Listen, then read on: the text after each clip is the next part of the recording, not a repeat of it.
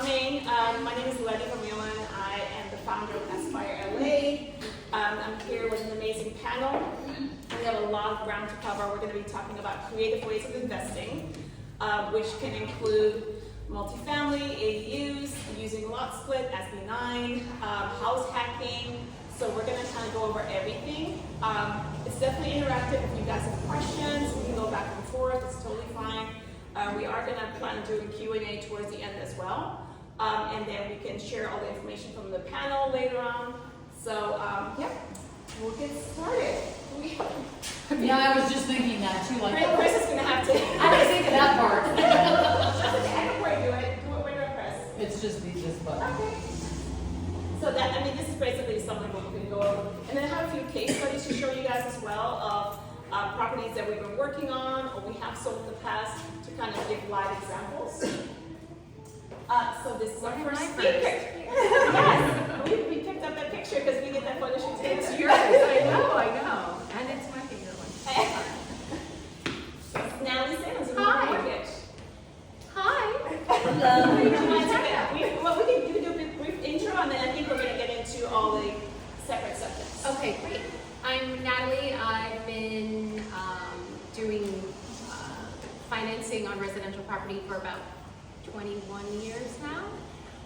Started at Countrywide a long time ago and made my way through a big bank, B of A, and then made my way into IMBs, individual mortgage banks, which are, in my opinion, the best way to finance a property. You have the most control as the loan officer. And I've been working with Letty for like 16 years, 15 years. Pre-kids. Yeah. Long time. And I have investment properties as well. And Yes. And She's also an investor. Oh, yes. All that. Oh, that's me. That's Okay. My name is Michael. Michael. I am with Exchange Resources. We're a 1031 exchange company founded in '99 in San Diego. We're a national 1031 exchange company. We will do very, very large deals with Fortune 500 companies, very, very small mom and pop deals. We don't discriminate. We'll take your money no matter who you are and help. So we're all about 1031 tax deferral. I'll probably go through some specific examples about that. That's who I am. Perfect. Welcome. And thanks for making the trip because I know you had to drive. Yeah, no worries. As we all did, but specifically Michael had to drive. I'm Lindsey. Lindsey. I'm an architect. I do And mainly. you're local. And I'm Right here. local. I live very close by. Yes. And also born and raised in Los Angeles, so local. I'm an architect. I do a lot of residential projects. I also do some like small scale commercial kind of interior IT renovations. And yeah, I've done a lot of ADUs and ground up projects and heavy renovations, and so kind of run the gamut in the Los Angeles area. Perfect. Thank you for coming. Thank you for joining us. Last but not least, Dale. Hey, my name is Dale Hayes. I am new to the Los Angeles area, so I'm also a local. I primarily do general contracting, or specialize in elevators. I've also done a lot of interior renovations as well. I'm also an investor owner as well. I still have a property that I do short to mid-term rentals with back in St. Louis. But yeah, happy to be here. Good. Thanks for coming. Awesome. Okay, so we're going to kind of dive into our first subject, which is about ADUs. Does everyone kind of know what an ADU is, first of all? Accessory dwelling unit, which is, we're so used to saying ADUs, but there is a, abbreviation explanation for it.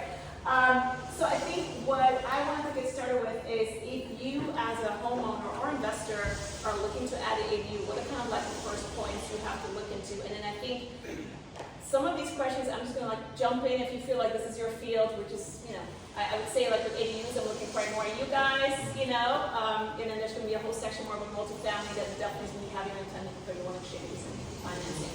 Sure. Do we have time to Yeah, a little bit? ADUs. Okay. Take it away. So, if you are the owner of a single-family residence, right, an R1 property, you can, by law, do one ADU and one JADU. So you could have up to 3 units, like 3 dwelling units on your lot. JADU has to be connected to your house. It's a junior ADU. I know question was gonna come. And so the JADU can be a maximum of 500 square feet. And it has to be attached to your main structure, but it has to have its own access. And it can share a bathroom and it can share the kitchen, but it has to be like its own separate entity. In addition to that, you can also do ADU, which is a detached structure. That can be a ground up, or you can convert your garage into it. And ADU can be up to 1,200 square feet. But if you want to do an ADU or a JDU, but your lot is already maxed out on your allowable buildable square footage, right? So your lot is only allowed to build X amount of square feet. But if you want to build above that square footage, your JDU and your ADU are legally allowed to build beyond that number. So your JDU can be 500 square feet beyond what your allowable square footage is, and your ADU can be 800 square feet if it's a studio, or it can be 1,000 square feet if it's a one bedroom, and that is on top of what your allowable FAR or buildable area would be for your lot. Yeah.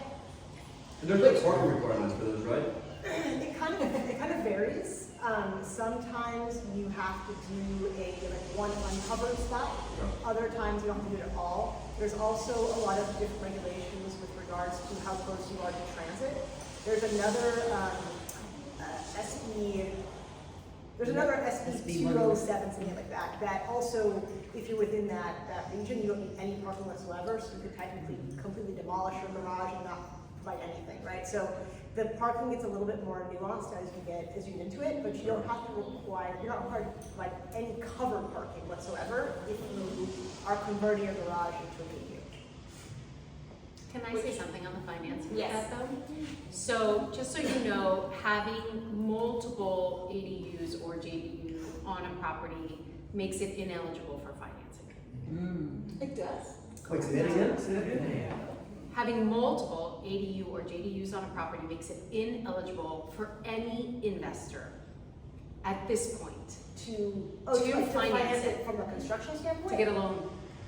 So purchase it. Yeah. To purchase it, to refinance it, to anything. But if you have one, you're okay. If you have one, you're okay. Is So there you are reason? allowed Because- to always have one. You're even allowed to have on a duplex, you're allowed to have one. On a fourplex, obviously, you're not allowed to have one because then it's a commercial property. You've kicked out the 4-unit maximum residential. So it becomes a very tricky, I have a lot of people who created a JDU and they bought the property with an ADU and then they refinanced. They didn't tell me they created the JDU. Now the appraiser goes back out and he's like, there's a JDU upstairs, plus they have the ADU outside. But they could do an SB9. We're both like, they could do that retroactively, maybe. What do you mean? Like an SB9. Oh, the lots of them, that's that too. Which is a different. We'll get to That's that. it, yeah. Well, but then it's two different lots. I mean, if But you I lots did split, it. I sold one that That's was like different, right? a two single different homes, two family. different loans, two different APNs. Everything, yeah. Everything. They have to buy the Is second it recent, property. Natalie, though? Is it a newer law? So no, the law is old. The problem is they haven't caught up yet I was gonna say, to because, yeah. Los Angeles. So Yeah. Fannie and Freddie still consider an ADU a glorified guest house. That's it. Like, we just are allowed to have ADUs where I'm allowed to use rent from them. We used to not. Interesting. At all. I couldn't use any rent for ADUs. And you're like, are you kidding? They legally are allowed to rent this out. Yeah. But Fannie and Freddie still weren't caught up with, LA is very advanced in this. Yeah. Because we are so desperate for housing. Yes. But that doesn't mean federally they recognize these units. Yeah. So federally, if it's not zoned or legally has its own meter or legally is supposed to be a triplex, you are not allowed to have 3 separate investment units. You're not allowed to have 3 separate kitchens. But your JD doesn't have it. Oh, I guess it doesn't have a small kitchen. Interesting. Yeah. No, Okay, no. interesting. It's a didn't- separate gas line. Yeah. So I've been able to get away with it because I'm a little crazy. I have to accept no for an She's answer. creative within the Boundaries. Yeah. but she's creative. Correct. Yeah.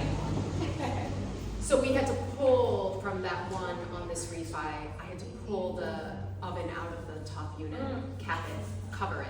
Yeah. That never existed, and get a whole new appraisal.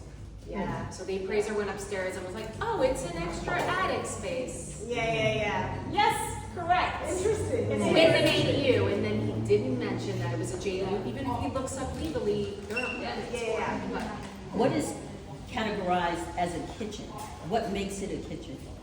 An oven with gas. Okay. So a JAU and And a it was kitchen kitchen. don't have to have gas.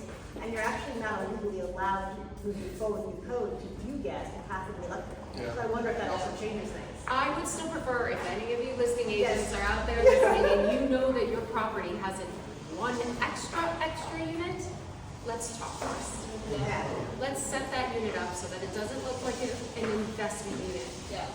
Let's, even if it's electric, let's Yeah. take the stove out so there aren't questions. I will say, in hindsight, that the single family that had the fully permanent ADU, but they had the junior ADU attached, was right here in the area, we did have an issue and we did have to do something with the stove. Of course.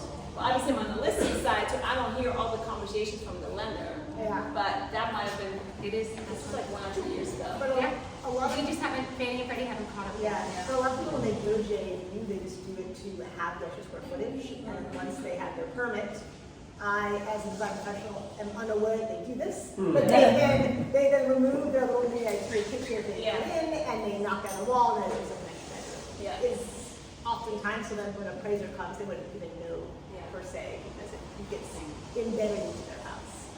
Which I do not professionally recommend. No, we have a professional opinion, then we have, how do we help the client, angle. So how many of you can build a bowling property? I think you already answered it too. As far as timeline, my experience has been that some of my clients have been starting to go through the process, and look, it takes like a year right now to even get it approved.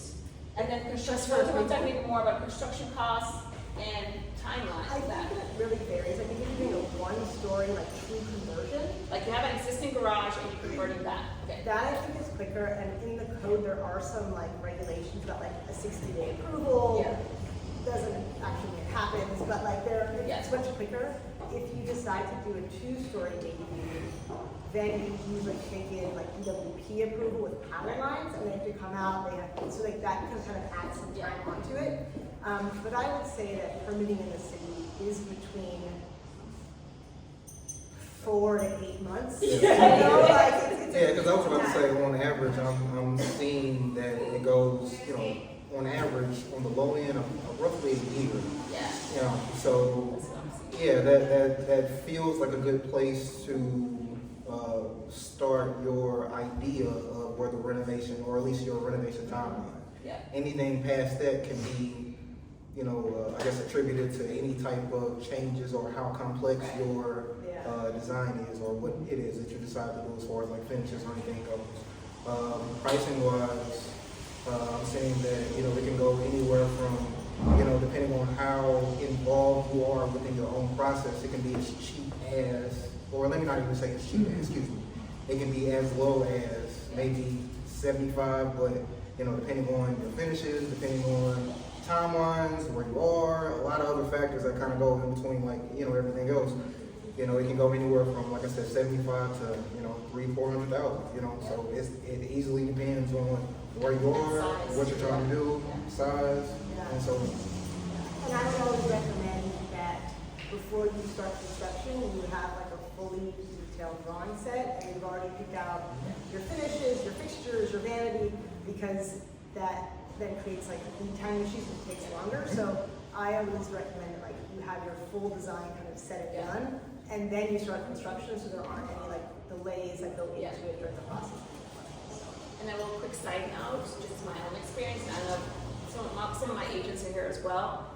I've personally seen a lot more issues with city inspectors, people getting called out and stuff, where I think in the past they were a little more lenient, or, I don't know, they were just maybe just, they didn't have the bandwidth. It seems like right now they're really trying to, kind of, I don't say crack down, but like they're really trying to lock things in. Now, as far as the inspectors are concerned, are you seeing it because maybe they're new inspectors, because the old inspectors are retiring out and coming in with new ideas, and also sometimes not necessarily understanding? Maybe some of that too. I think a big part from it, this is HPC, this is a historic area, so a big part has been like neighbors complaining about other neighbors, And then, unfortunately, I've seen situations, and I want to won't deviate too much, but where they would come to address certain things on the exterior, and then it peeked inside and be like, oh, recessed lighting, is there a permit on it? And I was like, this is 3 owners ago, but sure enough, we had to address the recessed lighting electrical permit. And it's like, it doesn't make any sense, there's no logic to it, but we had to do it. So, there are situations where I'm like, this does not feel logical. I have a house in PV that I'm with tons of city violations, and I get called out about the closet, and it's like, I've seen, like in my experiences, depending on, you know, the relationship that the owner has with the neighbors around, or the type of, you know, I guess vibe that the contractor may give off, you know, that can, you know, be detrimental to what, you know, a project is. And all of a sudden now you have additional issues that you would not have had just based on rubbing people the wrong way. yeah. It's not All easy. that. It's not easy here in LA. It's not, no, and now he's also a property owner, and Every time they come to sign off on something, they add something new. yes, I'm 2 years of it on a property right now, so it's Yeah. not easy. yeah. There's a balance there. Yeah. Okay, ADUs, I think we covered a lot of things. I wanted to kind of go over a case study, and Jonathan, that's familiar. I was picking on Jonathan because I just think it's been such a good buy, and I'm kind of jealous that I didn't buy it because it's right here on 12th Ave. So he was able to get, I won't share numbers or anything, just give the full picture. But what I really think is genius that it's a 6-unit building. He was able to get a residential financing, right? Because both of the triplexes are separate APN numbers. Amazing. So you can get 6 units with 2 residential loans, and now he's converting the garages into 4 ADUs. So he's going to walk away with a 10-unit property. Now, I don't think you have any intention of selling. You're just going to hold it, keep it, right? I mean, maybe. Yeah. But it's going to be a really good income stream with having 10 units, I would say. Hopefully, yes, that's the goal. That's the goal. I mean, Yeah. it also costs money to get into it. But I do think, specifically with the Olympics and everything, there's a lot of clients of ours that are looking into adding an ADU, want to rent it out, or having family come visit, you know, be more comfortable there. Some people work from home and they really want to have a separate space. So I do think ADUs are here to stay, especially with the housing shortage we have here. So I think it's going to be continued something that we have to focus on learning about. Do you guys expect any of the ADU laws still to change or be adjusted, or I think kind of they're the always consensus? changing, right? There was just a new mayor that came out in July, I think, and I think it's always in flux, and I think because of that, it's also always in flux with the plan check. Yeah. And like, there's, depending on your plan checker, there's a different interpretation and how Right. it's written, and so, Yeah. I mean, I think that like, they're not gonna go anywhere, but I would envision that the codes around them will Yeah. continue to evolve That makes over sense. time.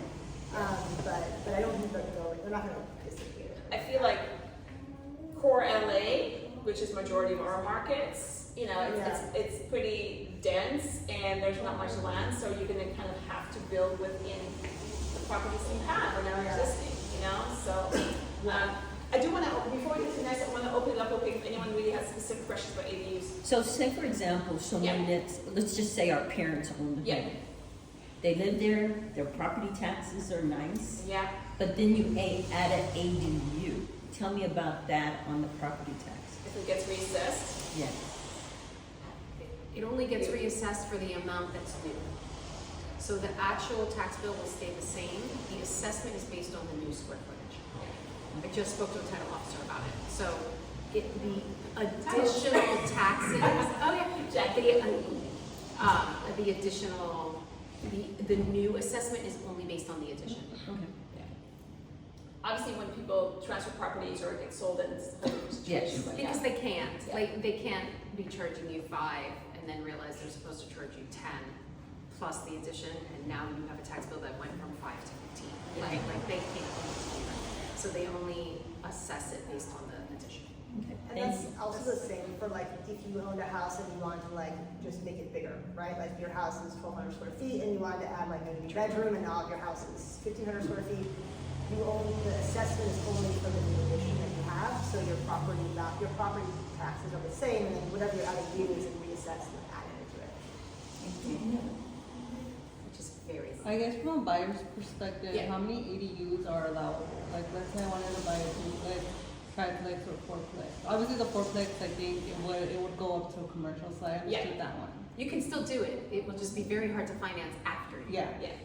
I would say with duplex, you can add 2 more, right? So, Like what? so basically there are a lot of codes that exist that also would help that in other ways, right? So like, even if you have a multifamily unit, you are allowed to convert like 25% of it into like ADUs. So you can like convert a garage into an ADU, and then in addition to that, you can add additional ADUs. But the number of ADUs you have can't be more than the number of units you already have. So in theory, you could have 2 additional ADUs to match the 2 units. Yeah. That you What have. do you mean by the 25%? It's like if your lot has 4 units, let's say. What about like duplex and triplex? So like let's say you would have a quad, right? You have a property that has 4 units on it, right? Like quad. Then you have a garage. So and if you have 2 garages, you can only transfer one of those garages like into an ADU, not both of those. What about like a triplex? I mean, it's like it becomes very nuanced. Like you have to kind of go through the whole code analysis for each site. It also depends on like lot size and how it's set up, because people need to have access. Like, There's a lot of different like nuanced pieces to it, but the code allows you to convert existing spaces that are like storage or garages into ADUs in addition to building ADUs. But the numbers of it it's a numbers game, and you have to kind of look at the specifics of each individual lot to understand it. But also, if you have a triplex, it normally means that the zoning is multi-unit. Yeah. Which normally means you can build an extra unit, an actual 4th unit, plus an ADU. Yeah. Yeah. So you could potentially do 2 on a triplex, because almost always on a triplex, the zoning allows for 4 units. So you could add a 4th unit plus an ADU. And is the zoning the one that you guys mentioned, like the R1, R2, or 3, Yeah. 4? ARPA 1.5, yeah. There's also another bill, SB 687 or something. It's a multifamily like bill that basically allows you to do up to like 10 lot splits within your actual project, because the city of Los Angeles is really trying to increase the number of residential properties available. So they have a lot of other Those are the coolest. bills that have come in. So there's like, for a multifamily, you can do like an up to 10 person lot split, even for a single family unit, if it's a How big vacant. does a lot need to be though? You know that though, right? You've heard of the single lot subdivisions? Yeah. Well, we're going to talk about SB now. Oh, yeah. No, but Single this lot is subdivision. different. This one is different. This It's is 6 inches apart, that's it. It's Right. SB 1123, I think, but basically your lot has to be vacant.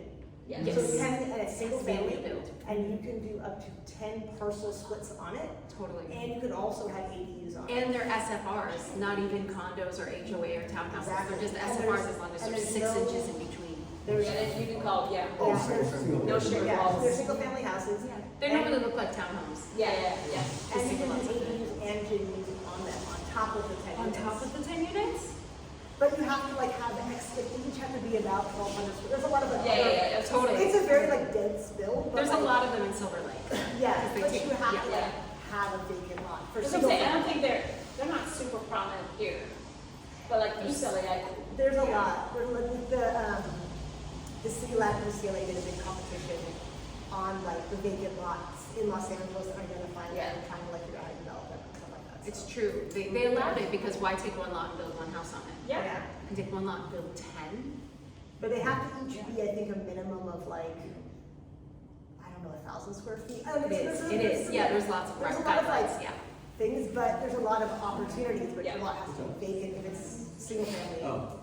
So, They normally build them small and tall. yeah. So they're like 3 stories and they go up Yeah. next to each other. Yeah. Or there's like a 2-story with like a 1-story on top, ACU. There's a lot of different like mix and match. There's a lot of things that exist. So, Do you do feasibility studies for ADUs? Like if she's Yes. a triplex, yeah. that's something you would consider maybe get an So, architect. No, I'm not. I don't have property. I'm a buyer. Right. Gotcha, Interested in okay. multi-unit. Well, if you Yeah. buy a triplex, you could have an architect do a Yeah. feasibility study. Feasibility study is a really good way. There's some cost to it, but it's a really good way of really getting in writing. Okay, these are the setbacks. These are this is what your lot can hold, and this is maximum potential of your lot and what you can do there. Instead of I mean, you can do a lot of things on your own too, but that's like, it's actually a report that holds some value because it's written by Yeah, our we actually do a lot of feasibility studies, even if, like, let's say you want to do like a full renovation of your house, right? Like, we'll tend to do like a feasibility study first, because what's the best option? A 1-story, a 2-story, what are the setbacks, you know? And so it's a really great way to kind of understand the possibilities, so you don't get like a finished plan at the end. But instead, you get like a series of options that kind of explore the different potentials. And then if you decide to develop from there, you can then go into a full-fledged contract, knowing exactly what you want to do, as opposed to like having a bunch of questions about what the different options are. And so most of our projects that we do actually start with feasibility studies, because it allows the client to like understand their options. Because it's a very emotional thing if it's your own house, right? If it's a development, it's different. But like if it's your own home, like it's where your kids live, it's where your money goes, it's where your family is, and so like you don't want to have like midway through construction, what should I have done this instead? So we always like to do those to help people feel confident in their choices and move forward like that. So. I have liked those for sellers. We did that. I've done it a few times where I did a feasibility study when we put the property on the market, because we could actually share with value, okay, this is how many ADUs you can do, this is what you can do to build out, and have, you know, a legit, you know, value holding document to share with the buyers. So I think it goes both ways, but definitely on that side.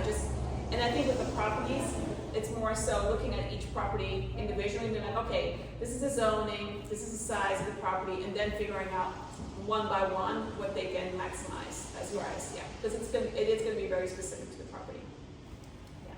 How about taking a portion of the home and turning it into an ADU? Yeah, that's a junior. I mean, your ADU could also be attached. You can also do an attached or a detached ADU. And that's no problem. I think oftentimes people like the idea of the ADU because it gives you square footage beyond what you're legally allowed to build. So it allows you to go above, right? And the tricky part becomes if you get your ADU or JADU permitted, but you're not over your allowable FAR, then your single family house cannot go, and that ADU already counts towards your square footage, you can't do extra. So like, you want to kind of build out your house to the maximum potential first, or simultaneously, but not after, if that makes sense. Yeah. It seems a little strange. I think the city's trying to like work through that as a code element, but I'm kind of talking about like redeveloping it within the structure, not adding to, and then making into a separate. Yeah, and that's an ADU or a JDU. You can do either of those for sure. So on the subject of, it mentioned a few times already, lot split. So SB 9 law, that's a new law that came, a newer law, I would say, that came into place where you can actually, the lot has to be a certain size where you can do a lot split. So lot split means like you can split it into 2 separate APNs and parcel numbers. And then, for instance, live in one, sell the other one off. So I think it's really interesting. It's another way of the city of LA really encouraging people to develop lots and be creative with creative workshop. What they're how people can actually make money with properties that they own. So I don't know if anyone the maximum units wants a lot split up. How long does the process take? I did look into it with an investor client of mine, and they said it was going to be like more or less a year to get the lot split approved through the city, and then like they were giving me rough numbers of like 40K. So I don't know if that's kind of accurate, because I know it's also a lengthy Just to process. split the lot. Yes, the lots of you have actual separate APN numbers, and then the cost of actually getting it taken care of. Yeah. Well, so with SB 9, what's also interesting is you can do an actual lot split, which allows you to have 2 single-family houses that can each have only one accessory dwelling, so either ADU or JADU. But you can also not do a lot split, and you can do a what's it called, like a two-unit development, and you can build a duplex and then an ADU or an JADU. But What's the square footage requirements? Because there are some square footage requirements on the lot size. So if you split the lot, they have to be about equal, and I think they have to be a minimum of like 1,200 square feet, I think, more or less. Right. But if you do The lot itself only has to be 1,200 square feet. No, the development parcel. Yeah. I thought you meant the land. Yeah, but then but if you use SB9 to not do a lot split, but to do like a 2-unit development, then it's a lot more flexible because Yeah. you just build a duplex. Right. And then you can have a JV unit ADU. And then I know that with SB9, if you split it, then you have to live in it. And Right, But yeah. if you do the duplex, then you don't have to live in anything. Yeah. Which is like I think that's why my investor party opted out, because Yeah. it's an investment, right? So Yeah. he said, someone else can do the lots. But And that's that's my why value. I'm gonna bring up something for financing, of course. I Yes, don't wanna be that's like what we negative, do. of Yeah. course, but if you buy a property and obviously get a loan that encompasses the whole property, and then you lot split and you sell it.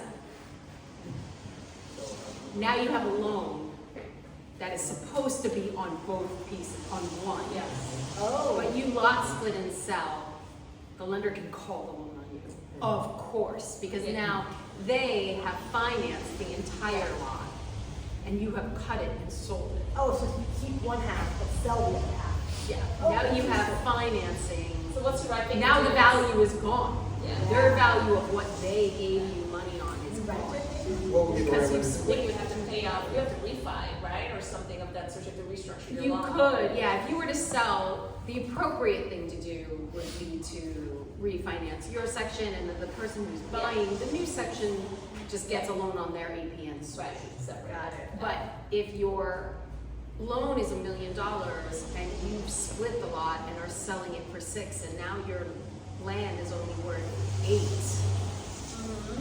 and your loan is $1 million because it Right. encompasses everything, Yeah. that's the problem. But you just made 6 on selling it, Right, so you right. should pay the loan down with that extra amount. That's the logics of it, but just as like a heads up. No, That makes sense. You're not supposed to get a loan for $1 million and then cut the property in half and sell Yeah, half. yeah, You know what I mean? That's like not what you're supposed to do. We're not gonna do that. Yeah. I'll go real quick to a case study because I think that's gonna be helpful too as far as, this is a property actually currently on the market. It's a triplex, it's on St. Andrews, 52nd and St. Andrews. Investor of mine bought it. But there is, because it's a corner lot, you're dealing with direct access. No one has to go through someone's yard. So it's a corner lot, it's a good size, and you can totally split it in half and say, okay, these are the 2 units in the back, which is now a duplex, becomes a duplex, and have the front house as a single family. And then, if you own them all, you can also say, hey, as an investor, I'm gonna sell them both off, right? Live in it for a while, sell the duplex, sell the single family separately. You're gonna make more money if you sell them separately than if you sell them all at once. So this one right now is in the market, a little plug, $1,099,000. We're still gonna sell it, open house tomorrow with Amanda. Amanda's waving. But it's a really good example, and it definitely is like a conversation that we're having where some clients are like, okay, do I need the space? Can I just live in the front, have the income for a season, and then take time to do the lot split? Because if you're living in there and you're getting rental income at the same time, it's like there's no urgency to do the lot split. As with an investor, they're not going to wait a year to do all that because they're not going to make that money back really. So I think the lot split is really interesting more so if you own it and are thinking a little bit more long term or have a few years to work through. So how did this occur prior to 2008? In Redondo Beach, Anastasia, they were buying property and putting 2 on a lot, way back when. Yeah. And how did they get away with it? Because they did have 2 separate addresses, so they were doing it a long I time feel like ago. at Redondo too, on some of the streets there, I see a lot of 3 townhomes in a row. It's super common, right? Those they're really good size. They're 2,000, 2,500 square feet townhomes, and they're all on just a regular sized lots. I think it hasn't been city for Redondo because I think it's more like a local ordinance, is my guess. I think it's more small lot subdivision. Yes, small lots. Well, Just individual homes versus townhomes, which is Yeah. a little bit different. And maybe they're zone R2, not R1. Yeah, I don't because know. we owned a piece of property in Redondo. Yeah. We sold it to a developer. Now, we did have 2 on a lot, Right. but they tore it down and put 2 single homes with 2 separate addresses Oh wow. Okay. on the lot. But that's what Yeah. they did way Yeah. back when in Redondo. Yeah. So did I do they, feel were like- they futuristic? Yeah. No, it's a small lot I subdivision. was That's gonna been say, I around feel for a like while. just the beach cities in general, I think they're a little more lenient with the lots because there's just a lot of shortage of space there. So I'm just seeing a lot more like really good sized properties there on just a single family lot, or maybe back then it was single family and then they got, rezoned or, yeah. I just wondered. No, it makes sense. Questions about SB 9, anyone? Actually, I have one more question. Yes. I've heard both things where it's Yeah. either it has to be a single family home to qualify for it, or it can be like in this case a triplex. From what I understand, when you have a lot and you do SB9, if it's a single family like R1, Right. you cannot have more than 4 livable units. So you could have a lot split with 2 single families and ADUs, or 2 single families and ADU and JDU, or you could do not the lot split, but either 2 unit development, and have like a duplex with a JAD and ADU. But from like my experience, you're not allowed to have more than 4 units total on a lot that's R1 that's implementing SB9 in some way. But there's always weird loopholes, and things Yes. sometimes happen, so I don't know. There are always loopholes. Yes. That's why ask the pros. Okay, we're going to dive into 1031 exchanges. I know you kind of already gave an intro, and this is definitely going to be your segment.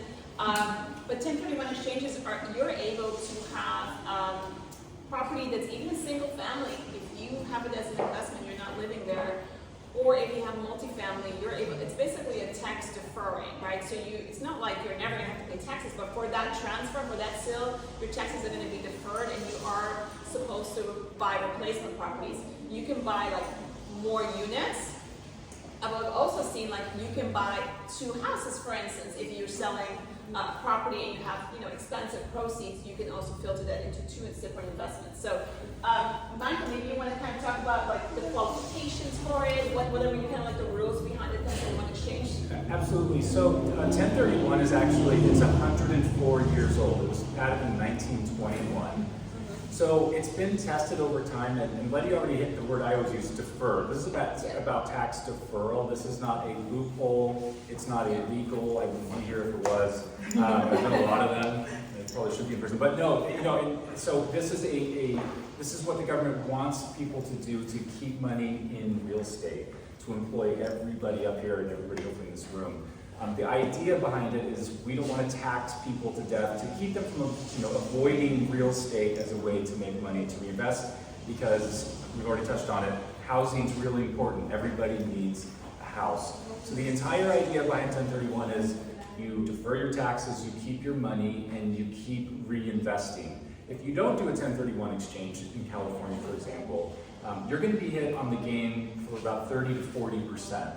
So the gain, let's say that you buy a house. Big gain. It's massive. It's massive. In California alone, it's about 13.3%. The Fed rate between 15 and 20 depends on your income level, and then everything else in between, they get you for about 30 to 40%. And it's just on the gain. Was that? Isn't that above 300K? I'm sorry. Isn't that above 300K gain? No, it could be on anything. Well, there's a capital gain exemption. If you are the primary owner, there's a capital gain exemption. If you only single 250, and if you're married, 500,000 exemption. So they won't, have any capital gain taxes over that portion. But if it's not a primary residence and it's an investment, then you cannot use a capital gain exemption. And you can combine both 121, the 121 exclusion, and 1031. So let's say you live in a property, you buy a property, you live in it for the first 2 years, and then you rent it for 3 years. It then becomes an investment property, but you work with your CPA and you can say, okay, for those first 2 years, I want to use 121. The other 3, I'm going to use 1031, the investment portion only. So that really is the power of 1031. As Letty was saying, you can sell multifamily and buy vacant land and hold on to that vacant land hoping Costco's going to want to buy it from you in the future, and you'll realize that gain at a later date. You can sell vacant land and buy a commercial building, sell a commercial building, buy a single family home. It's just investment for investment. Where we're seeing people get tripped up, just kind of going back to the ADUs, is you can't. Somebody called me this week and he owned 2 properties and he said, I'm going to sell property A I'm going to turn around and I want to build an ADU on property B. You can't do that in a 1031 exchange because you can't buy or you can't make improvements to something you've already bought. So if you own the property, you can't use 1031 money. You have to buy something you are not entitled to. That's the biggest thing. The other biggest thing that we're seeing is gifting. A lot of the boomer generation, my parents are both in their mid-70s, they're in the boomer generation. They're trying to get, not my parents, I wish, they're gifting property. We're seeing this a lot of amongst our multi-generational folks, where they're gifting property thinking they're doing the nice thing. And they sort of are, but the issue that we're seeing is that they're gifting the tax basis to their children as well, because they don't like their kids apparently. If you do that, they're gifting that. That's not the proper way to do it. So whenever I'm talking to somebody, the power of 1031 really lies in estate planning, because Letty already hit the word, it's tax deferral. Let's say my parents didn't, I wish they did. Let's say they bought an investment property 30 years ago and they do 5 exchanges. Every 5 years they're buying another property. Their original basis, the original purchase price, and the gain follows them from property to property. It doesn't go away just because you buy a new property. The basis and the gain follow the taxpayer. And in 30 years, if you go ahead and you bequeath that property to your heirs, you like your kids, you do proper estate planning, all of the basis and the gain die with the taxpayer. And the children can turn, I was telling Dale this earlier, the children can turn around and sell the property the next day, and there's no gain. They can walk away with all cash. That's if they gift it to them? Oh, because it's gifted to them, you're saying? No, you can't gift, because if you Say, gift it, you're yeah. also It has to- gifting them it has all the to be taxes. like a family trust, kind of, or... That's the best way to do it. You're right. Lindsey's right. You want to do it through a trust and don't get that P word, probate. Probate's going to cost you about We had $25,000 a to whole $50,000. workshop about how to afford probate. Took over an hour. So the key is have your property, if it's an investment or if it's a primary, put it in a trust, Yeah. like ASAP. You need to have your property in a trust. And don't gift the property. Let everything kind of work its course, and then once the taxpayer dies, it's a cover your ears, children. It's defer, defer, defer, die. That's what you say. Because that's step up in basis. And by the way, I go to DC once or twice a year. We meet with legislators and we try to communicate with them. Don't mess with 1031 because they want to do away with 1031. Yeah. Both parties, by the way. I'm not a political guy at all, don't yell at me, but in 2017, the Republicans got rid of the personal property exchange. And through every new administration, we see 1031 on the chopping block. Really, what the whispers in DC are, we're not going to do away with 1031. This is just a way for us to balance the budget. Okay? But that would have a ripple effect for everybody in this room. Congress would also like to do away with that step up in basis, meaning, once again, you buy a property for $500, 5 years later you sell it for $700, that $200,000 is the gain. That'll be taxed at 30 to 40%, unless the step up in basis comes and then you net out to zero. So using 1031 and proper planning, that is the only way to really let those taxes die away with the original taxpayer. That's really important. Can I go over one more thing? You know, for sure. I mean, I Okay. think this is super valuable, and I truly believe that if you have investments, try to pay a amount of taxes on it. Yeah. Like, let's not. And remember, Letty's right. You don't want to pay those taxes because that reduces your buying power. Over time, you can start, and I've seen this, you can start with one small property, and then in 20, 30 years, sounds like a long time, it's not. Yeah. You can build your portfolio with 1031. Yeah. And of course, there's nuances. You want to be really careful about the qualified intermediary. That's what I do. All I do is 1031. We don't sell, buy, we don't do title, lending, any of that. We just do 1031. Choosing the right QI is important. We've been around for 26 years, and we've done thousands of exchanges. We've held billions of dollars of our exchange clients' funds. Remember, the money has to come to us. Yeah. If a taxpayer ever holds that money, automatic disqualification. So you don't touch the proceeds. It goes into escrow, safely, and then it goes to the next purchase, and you have to identify your next purchase too within a certain time frame. So there are some rules and parameters. Yep. I'm sure it's all This in is there. my cheat sheet. I drew a bunch over there. This is all you need to know. And Letty's right. It talks about the deadlines. The exchange has to be set up prior to the close of escrow. Once or twice a month, somebody will call me and say, "Hey, Michael, it's Monday morning. We closed Friday. I'm ready to set up my exchange." Yeah. And I don't look good in orange. I'm not going to commit tax fraud. I just tell them I can't help you. Some of my competition, they will bend the rules. You don't want to go with that company. Because if the FTB audits that company and the FTB does audit QIs, they will disallow all the exchanges that QI did going back 5 years, even if you were totally on the up and up. So you want to be careful. And again, as Letty already mentioned, we hold our clients in trust. And we don't do anything funny with that money. We haven't done anything funny in 26 years. We have no sense of humor when it comes to money.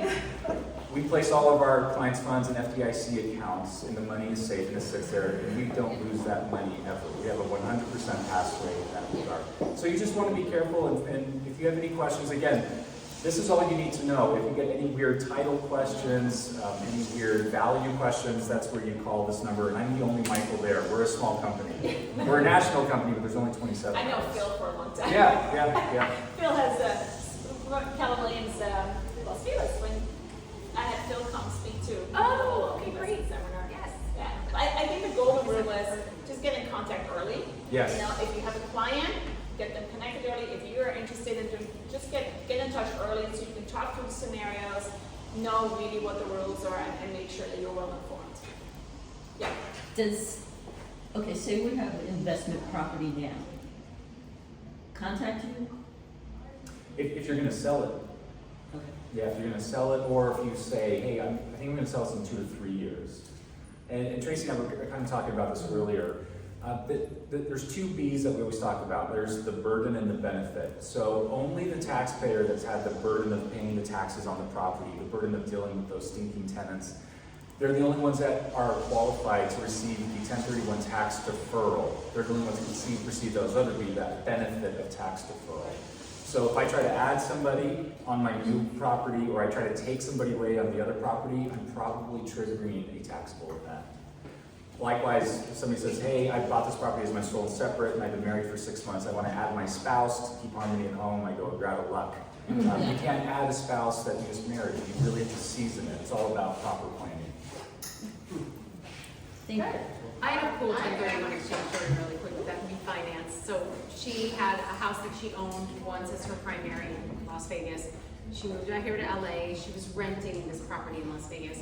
She wanted to sell the property in Vegas to buy a new primary here. So 1031, as he's saying, is only investment to investment. So she was buying a primary, and she's like, I'm going to do a 1031. And I was like, but you're buying a primary. I don't know how that works or whatever. They were able to set up the exchange company because the primary she was buying had an ADU. But I think it's a different percentage. Like, so then it gets split up percentage-wise. Got it. So you get taxed partially. You do. That's exactly right. So we see this a lot with like a duplex or a fourplex. So one of our people actually works for us. He owns a duplex here in LA, and he will eventually sell it. But one of those units is his primary. And some people Let us go, know when he sells it. absolutely. But you know, from a tax standpoint, you know, you think, okay, that's 50-50. Yeah. So 50, you know, he'll apply 121 to 50%, his Right. ownership, his primary. And then 1031 to the other 50, the investment portion. Yeah. But then the question is this is where realtors and brokers come in, is are they genuinely 50-50? Is the unit that he owns and he's been maybe putting a nicer kitchen in, are we really 50-50? For her, it was all about the square footage. There you go. Yeah, so for her, it was, she sold the property in Vegas was 1,100 square feet. So for her to 1031, the unit she occupied had to be the smaller unit, because the unit that she planned to invest, to use as the 1031 had to be at least 1,100 square feet. Yeah.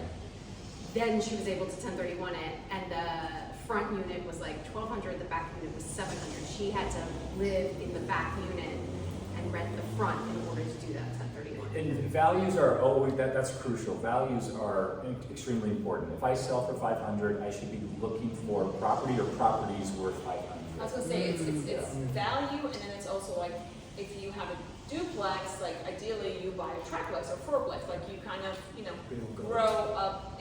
So not only in value, but also like unit mix. Yeah. Because I've had clients like on duplex, they went to a fourplex, and like they really built their portfolio using 1031 exchanges to like having 10 units, 12 units.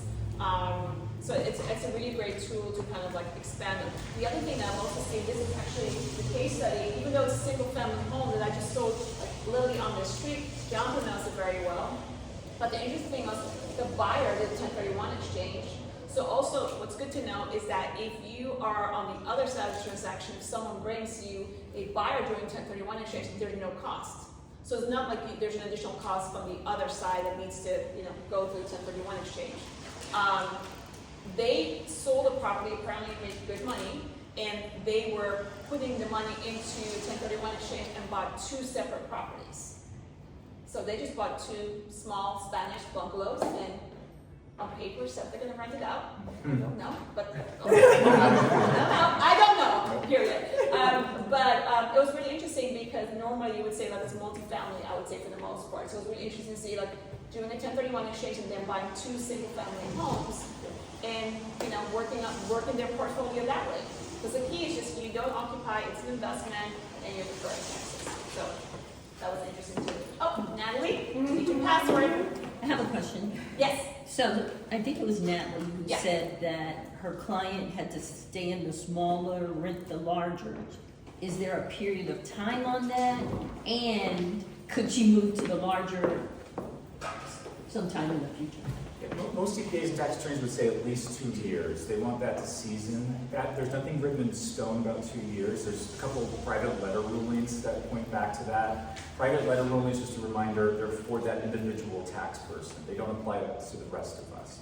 But tax attorneys do hang their hat on PLRs a lot. So 2 years, give or take. Longer better. And if it Airbnbs, if you Airbnb it, I heard something like, as an owner, you're only allowed to live in it 12 days of the year. Yeah. If you Airbnb it, to keep it as investment, you can only occupy 12 days a year, something like It's that. really about like personal use. So if I own a property and I rent it out 300 days out of the year, then the 10% rule kicks in, and I could go live in it for 30 days. But does the IRS park outside your house and monitor you coming and going? Maybe, I don't know. But don't mess with the FTV. Yeah. Good. So we're actually at the last topic, and then we can open it up to Q&As about basically anything you guys want to talk about. So house hacking. Basically, everything we're talking about today is kind of house hacking because house hacking, the comprehensive explanation is more so creative ways of buying property, holding property, living in it while you're making money. So house hacking could be you live in a property, you rent out some rooms, you add an ADU. So in this one specifically, I did want to talk about flips and actually like a longer flip. So you can do a flip where, flip or model, you purchase a property, you fix it up, you sell it, and you make a certain amount of money. Or you can do an investment where you're going to be living in the property, you fix it up over time, and now this is your primary residence and you sell it with a lot of return is the hope. So that's more like the longer term house hacking flip. So one thing I think, using your own income as investment, fixing it up. One thing I want to talk to Natalie about specifically, because I know that we did this with one of our clients right here in the area, we did 2 or 3K financing.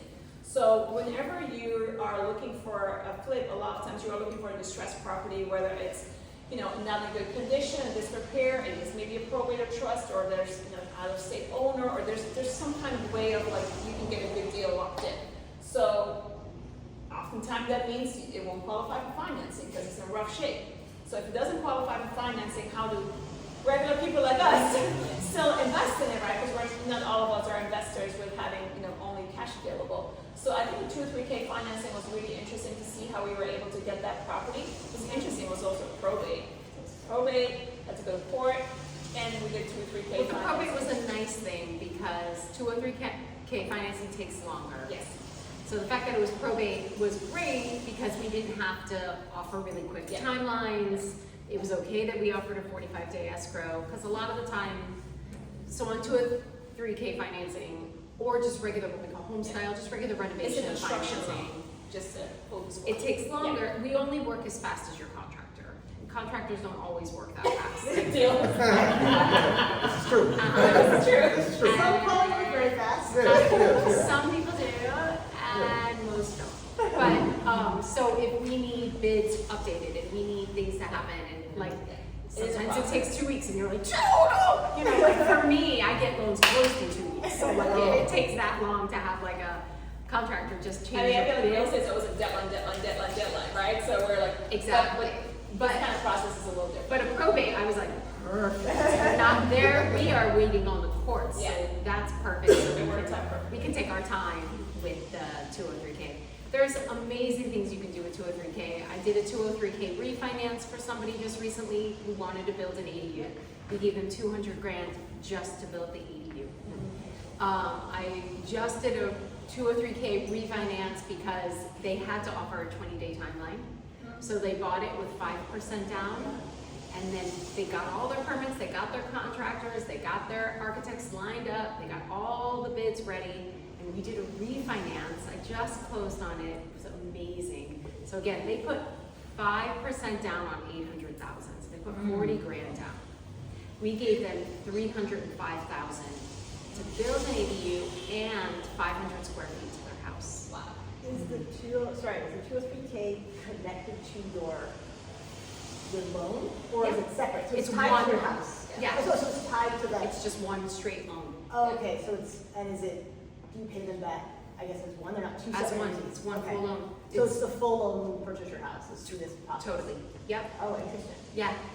And so we did the refinance because we knew it would take longer, and sure enough it did. It was like a 55-day close for this because it was a real construction renovation. You can do like a cosmetic renovation, which we call streamline, up to 75,000. If it's any kind of structural work, it has to be a K, is what we call it. And it takes a little bit longer, and you have to get a consultant. There's other things that go into play. But after the 300K, so they have a loan of what, 760, 300K was $1,060,000. It after renovation valued at 135. Wow. They put 40 grand in, 40 grand. And when they're done with the renovation, they're gonna have over 300,000 in value. I see now you're okay that that contractor took his time. That's exactly right, that's exactly right. But we had the time because we set it up as a refinance instead of as a purchase. We knew it wouldn't happen as a purchase. The seller would have never accepted our offer because we had to offer a longer timeline. So I was like, look guys, put your minimum down. Yeah. It's cool if you put 5%. And we'll just refi it after. And it's, I mean, they obviously had to pay more fees because they had 2 escrows. Yeah. But But it's it's so temporary, I worth would say it. it's temporarily, we pay more fees, it's creative, been locked in. But I do think with distressed properties or any properties like a heavy fixture, there is a huge gain if you can take it on as like a buyer. Yeah. I always say, Yeah. anything Because you otherwise see an investor is listed, gonna walk away with the profit, and then you, Yeah. as an end user, a long time, like you have to pay a premium, And you don't because even they know still wanna why. make money on top of that. Yeah, but a lot of times it does, like, force you to have to, a lot of times, you will have to be creative, because you need to be able to see the vision of what this property could be before it is what it is, But, proper planning and having a lot of good people around you can definitely make that process a little bit easier. Is a 301K different than like a typical construction loan? Or is it kind of like a similar? so it is different. Because I than a just wonder, like, standard. if somebody already owns their property, and then they want to do like an ADU in the back that's gonna cost them $400,000, is it better to go through 203K loan, or is it just a typical construction loan for your house? So when you already own and you have a loan on the house, there's no such thing as like a construction loan because nobody's gonna give you a construction loan and sit in second position. And like, Got it, so you go can in tag it second. onto your, So, well, no, you can get a hard money second. right. or like Same a- thing as construction. Yeah, This is a renovation loan, rates are better, got it, and it encompasses the full loan on the property. okay. And you totally can do that, you can refinance. It just depends on where your interest rate is. Right. So like if you've owned the property for a while and you're sitting at a 3%, You're not gonna do it. you're not Yeah. refinancing to build the ADU. You're gonna get a hard money second Sure. or some sort of HELOC. Got it, Right. yeah. But it is different than a construction loan. Construction normally means ground up. This is not ground up. Got it, okay. There has to be an existing structure. foundation and an existing COO. Oh, okay, interesting. And then we can do, we call it construction, but it's a renovation loan. Got it, okay, that's interesting to know, okay. I mean, I'm just so happy, like, the people that we helped buy, they was probably like 600 something here. They probably valued it like $1 million or something. The dad was a GC, so the GC does have to be approved, and us also have to be on writing, and As much as I love some of my handyman, like it has to be a GC, like It has to be because there's a insured and lender licensed, involved, yeah. right? So there's accountability in that sense. Of course. But I think it's a great way to get into a property that really needs like significant amount of work. We've done crazy 203Ks. I did one with a contractor. He built, we did 3 together. He was like a green contractor. This is 10 years ago. And he bought a lot in Malibu that had been burned down. There was only a piece of the existing foundation remaining. Oh, yeah. That's all there was, and he got it for like $350. We bought the lot and gave him a $750,000 loan on top of it. So we did a loan total of 1.1. He had to bring in his like 200 of his own money as well to get there. Yeah. But it like valued after for 1.8, and he sold it, made 700 grand. Yeah. And he sold it, bought another Malibu fire lot. We did it again. We did the same thing again. We did 3 together about 10 years ago. So he was basically buying lots. Yeah. But there wasn't, because there was this one, the first one we did was very tough.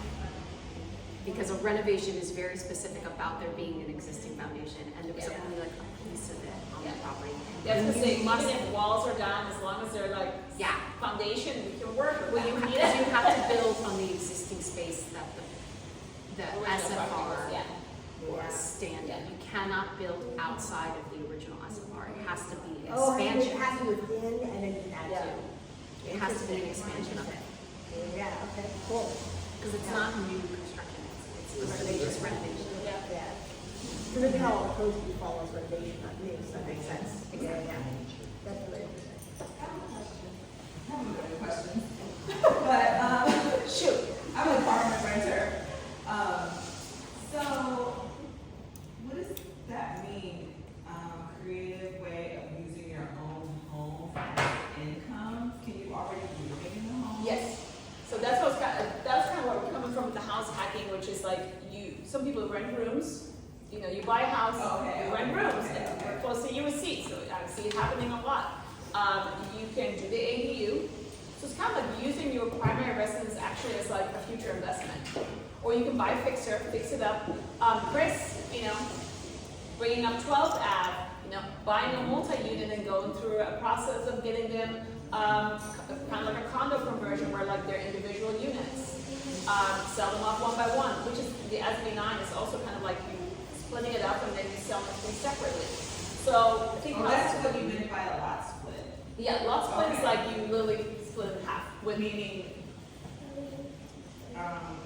you divide it into 2 different parcels and then you can sell one off, or you can sell both so separately. you buy it as one, and then you're like, and then you say, I'm gonna sell this one over here. Correct. Okay.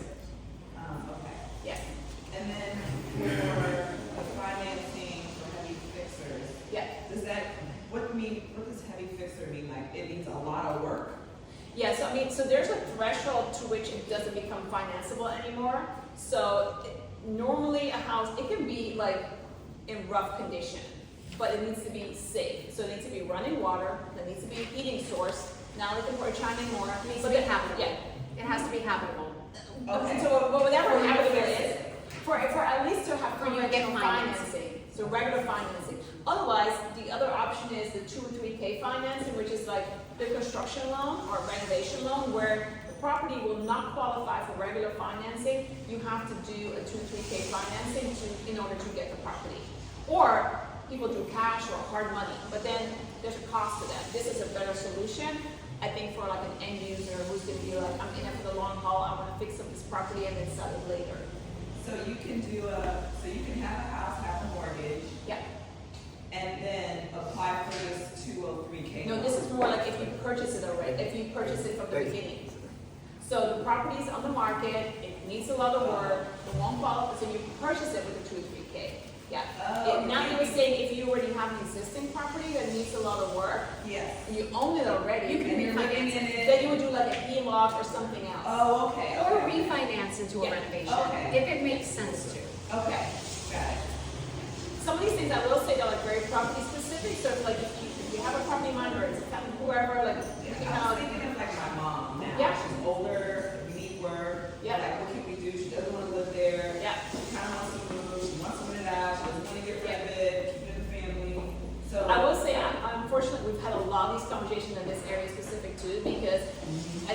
time people might not be working anymore, they're retired, Yeah. and the property is in disrepair and needs work. But like, how do we qualify someone? So there has to be equity in the property that we can then use to actually get the property up to, current living standards, so they can stay in the house, or they can then choose to rent it out. And if the rent is more than their small mortgage on the construction loan or the HELOC, whatever, it's totally doable, and they can keep the property in the family. And does that start with you? Yeah, I mean, I would say it starts with talking to Natalie, or me, or anyone here, but it's starting by like looking at the value, like how much is the value, how much is the loan balance, or none, because some people pay it all off. But what's the loan balance, what's the value, how much do we have to play with, and then how much you you don't have to pull everything out. You can also just pull a proportion out just to get the property in better condition, and then figure out, okay, now we know the value. Do we sell? Do we rent? Do we add an ADU? Like you can kind of look at all options there. So we can chat. Thank you. Yeah.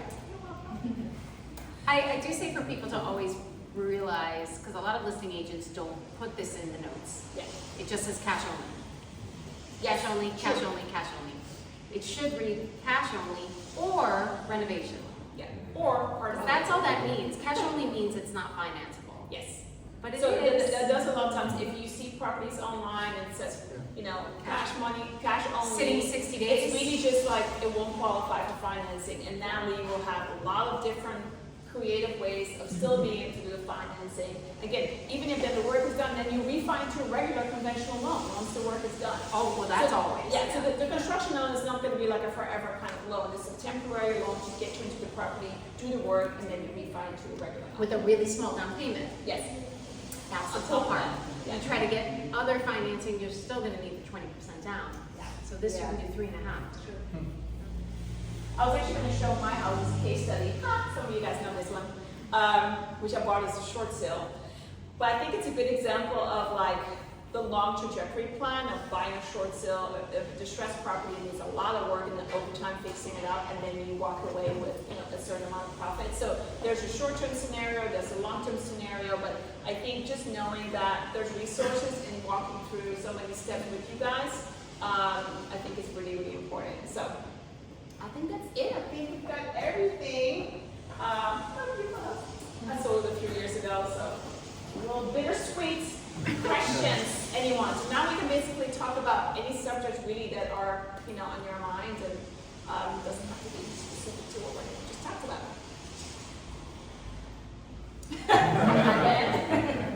I guess I'll go. Yes, go sure. From a buyer's perspective, like how has the multi-unit market been? Specifically like duplex to fourplex. I did start looking earlier, I guess a little background. I did start looking earlier at the year, but I noticed that it was more of a seller's market at the time. And I saw the difficulty with tenants, old tenants living there, so obviously the rent was low and so forth. But I kind of wanted an update specifically around this area or South LA.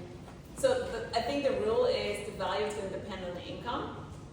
And so a lot of times you do have rent control tenants, which it's really hard to get people out in general, So I would say, I would just step into it you gotta be in it for the long haul. People might still be there 20, 30 years. It's really hard to get people out. I have tenants in my back units. We'll say though, if you're looking to live in it, that gives you the opportunity to owner occupy the unit that you want, so. You can occupy one unit if you live in it. There are a few ways, like you can have family members also be part of it, like kids or close family members. You can get some of the tenants out, but there is a process in place, and there might be relocation fees. But I would think if you're qualifying properties on income, it's just getting harder to find properties that have positive cash flow. So I think you just really have to kind of think about it long term, like, okay, every year I'm going to raise your rent by. Well, now it's capped since recently. So literally this week it was in the news. So you can 3-4%, whatever you can increase it with every year. You just increase your rent, slow and steady. And again, I think you just have to be here for the long. Apartment owning or multifamily, it's a long game plan. In LA, it's about asset appreciation and not monthly income. Yes. Natalie also knows. You just have to remember that. It's about the yearly income that it's earning because it is an asset. It is not about the monthly income. So basically what you want to look at is like, my tenants are paying a big chunk of my equity. So they're paying the mortgage down, I'm gaining equity year over year, I'm gaining more, you own the property, right? So you're getting more and more equity. My tenants are helping me pay down that mortgage balance. But like Natalie's saying, it's not like every month you're making positive cash flow. That's the part. Is that your goal? So the thing, the rule is like, you go in Beverly Hills and go more established areas, you have a very solid investment that's not necessarily going to appreciate that much, but like you have a good solid investment from the get-go. I think in some areas here, you probably have more cash flow, but it's still really hard. Like you have to put like 20-30% down. You might have some cash flow. I really feel like multifamily is like this long game plan. You just gotta kind of be in it to hold it, or do something creative like do a lot split. You know, do the ADU add-on. Do something creative with the property so you're adding value. But yeah, I would say, and this is why not everyone owns multifamily, the rental laws here are difficult for a landlord. So there definitely should be tenant protection in place. I'm definitely not saying that, but for instance, during COVID, a lot of small mom and pop landlords really struggled, you know, because there were really no support for them, and tenants were not paying rent. So you kind of have to be able to be set up to work through those seasons, you know, like, hey, maybe, or my tenant, you know, is not paying rent because they lost a job and they honestly cannot pay rent. You cannot evict them just like that. It takes like 7 months to evict them. You know, it takes a lot of lawyer fees. And then, Very one expensive. person, like 7 months, pay lawyer fees, they didn't pay rent, and then we had to still give them their security deposit back. And I was like, you have got to be kidding me. And my seller was in the hospital fighting for her life. So it's like, sorry. But again, so I think the rule is like multifamily is a great investment, long-term plan, but just it's hard to find like, or if they're really cash flowing, they're not going to be in the best pockets, right? You know, that's the other thing. It's like you also want to deal with good tenants. You know, if you have tenants that are no problem, great families, like they might not pay the most money, but they're great tenants. So it's like, you know. I'm looking at my landlords here. You know, John also owns a few properties, so yeah, it's a little bit of a mixed bag, I would say. I want to add to that. Yes. Because You also own property. I have a 4-unit in South LA in a very rough area. I've owned it since 2016. Mm-hmm. But the good thing about, like, it's good cash flow and they're all Section 8 tenants. Yeah. So during COVID, I had all of my rents paid by the government on the first of every month. Yeah. You do have to be up to code every month, every year, of course, but it's fair. I don't think it's anything not ordinary that the city requires, but you get the top rent. So Section 8 really is like amazing. My 4-unit that has Section 8 tenants is my best property. Yeah. So like, if the going rent for like a 2-bedroom in the city of LA, let's say it's $2,800-ish right now, Section 8 will pay that. So it'll be hard to get a tenant in just paying like that, but the city will pay that. Yeah.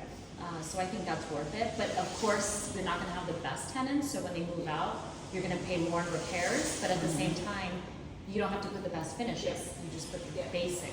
And I just there's a lot of Section 8, they stay a long time. Yeah. You know, a lot of them are families. So like, they want to have, you know, a secure location to be. I had like some neighbors with Section 8 and she was like there 15 years, 20 years already. So like, you maintain the property and you get a check every month, but that's a really great way.